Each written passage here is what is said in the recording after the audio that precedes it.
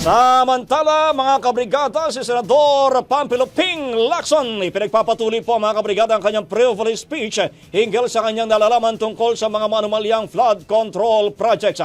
Mula po sa Senado may report si Brigada Ann Cortez. Brigada Ann, i-brigada mo. Brigada Live Report.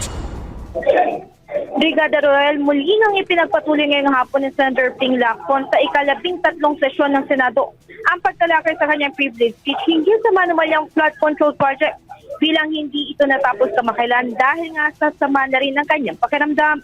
Kaugnay nga nito sa sesyon ngayon, humarap naman si Lacson sa interpellation kay Senate Minority Leader Soto sa palitan nga ng tanungan at maging sagot ni Soto at Lacson na isiniwalat naman ni Lacson na nakatanggap ang kanyang opisina ng ulat na nagsasagawa umano ng accreditation for sale ang Philippine Contractors Accreditation Board.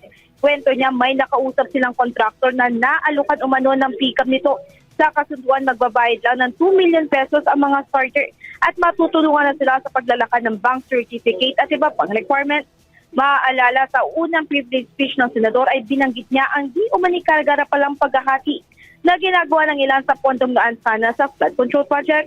Sa kanyang impormasyong nakalap, lumalabas na 8 to 10% ang napupunta sa opisyalis ng DPWH. 2 to 3% naman para sa District Engineering Office kung may susobra nga sa contractor's profit.